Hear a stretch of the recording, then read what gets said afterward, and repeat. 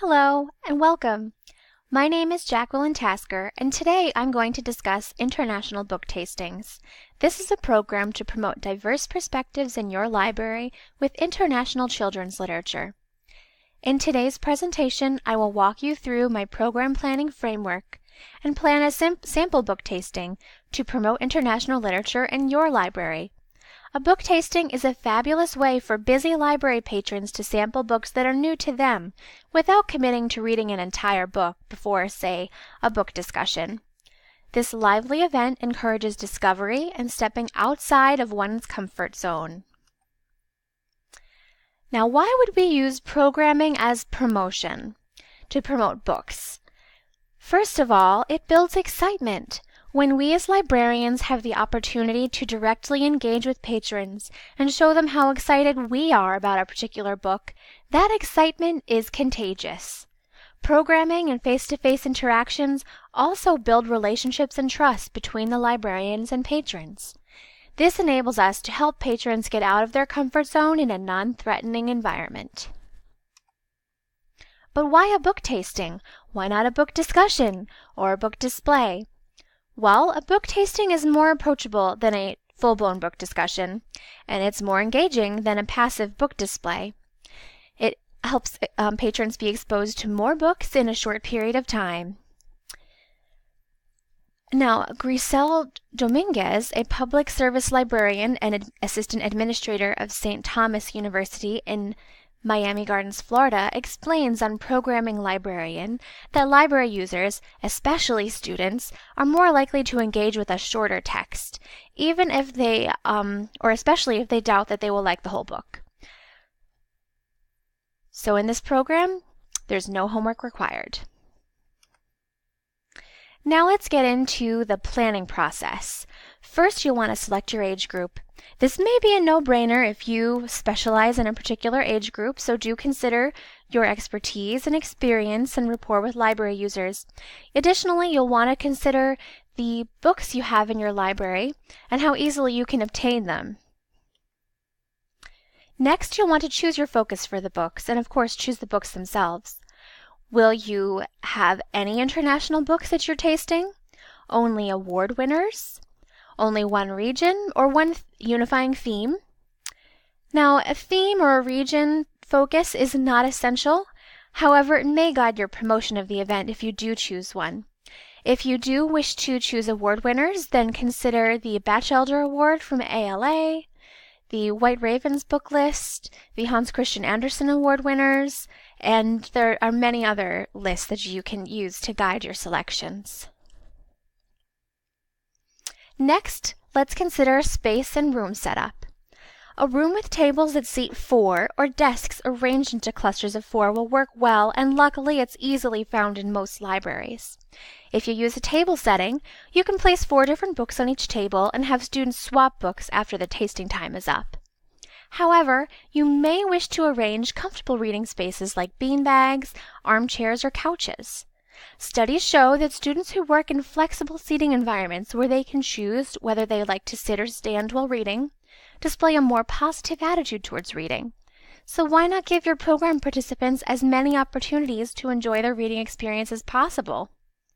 If you do opt for flexible seating without tables, you will also need a book cart so readers can select a new book from a central location in between tastings. Next, consider setting the mood. Now, decorations are entirely optional.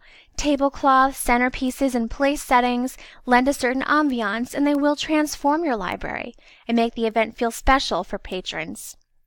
Younger patrons will be especially delighted by restaurant-style tables and place settings. If you opt for flexible seating without tables, then you may not be able to do place settings, which is totally fine. Just consider blowing up images of your chosen book covers to adorn the room, and maybe have 1 or 2 tables set up like this, so if students want to pretend they're sitting at a restaurant table, they can have that experience. Next, you'll think about timing. And by timing, I don't only mean when in the year you host the program, but also the timing within it. You'll want to choose the duration of a sample reading and whether or not you will give students reflection time. I think it's a good idea to give participants enough time to familiarize themselves with the book summary and to read a few pages. 10 to 15 minutes is usually enough time for them to decide if a book is read-worthy. You should have a timer to keep track of time so participants can reflect on their book and move on to the next one without getting too wrapped up in reading, although that certainly wouldn't be a bad thing. Next, the great big question, food, to serve or not to serve. Of course, this is a tasting, but we're tasting books, not food. Figurative language, people. Food is always a plus, especially if the program is for teenagers.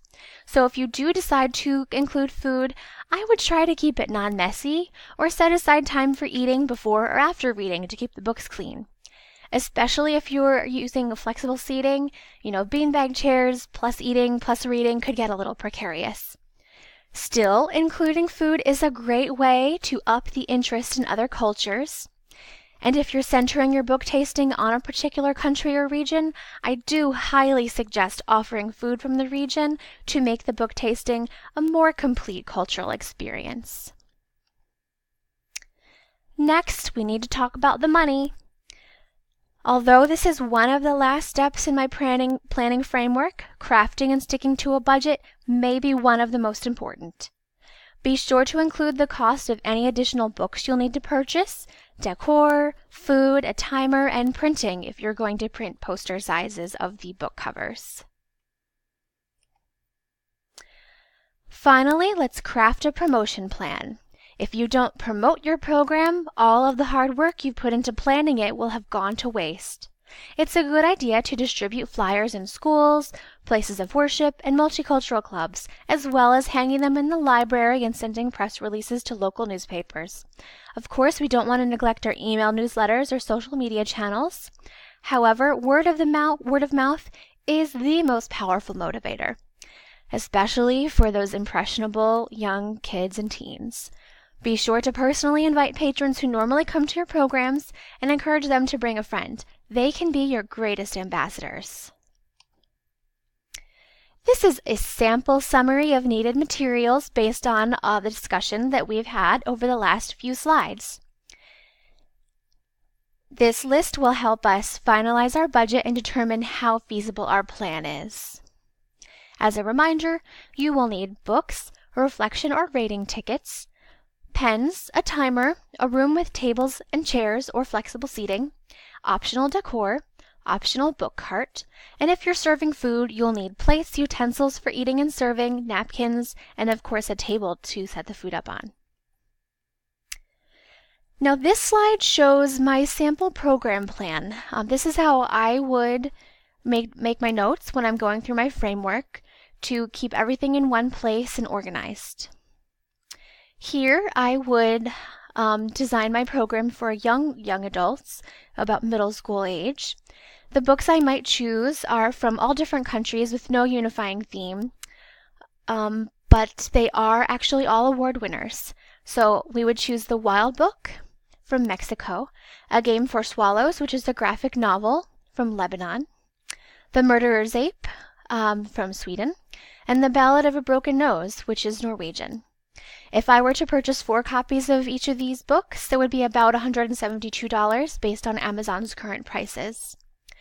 For room setup, in this case, I think I would use flexible seating with beanbags and comfortable chairs that luckily the library already owns. I will use 1 book cart for books and a table for the reflection menus and for food. I will have some decoration, at least 2 tablecloths, 1 centerpiece. The tablecloths I estimate will be about $10 at a party store, and the components of the centerpiece I already own. I would like to have food at this program, 1 dish to represent each country. I have selected street tacos from Mexico, baba ganoush and falafel from Lebanon, butter cookies with lingonberry jam from Sweden, and crumb cake from Norway. Now, crumb cake is not American crumb cake. It's a waffle cookie crafted into a cone and then filled, usually with whipped cream, just in case you are interested. I'm estimating that this food for about 15 people will be about $105. I've also outlined the timing that I would like to use for my program. I would like to do about 10 minutes for the reading of each book, 2 minutes for reflecting, and then another 2 to 3 minutes to select a new book and get resettled. 20 to 30 minutes of social time and group discussion will bookend the reading and reflection time, so the beginning and the ending of the program. This will give us an 80 to 90-minute program. Finally, I plan to promote this program with a flyer sent to the schools for distribution, advertise it with the Teen Advisory Board on social media and in the library. All of this promotion will be free. So our total budget is $337, and in this case that is doable because about half of it, actually more than half, will be coming out of my book budget, and we'll be able to have those books on hand for discussions and circulation in the future.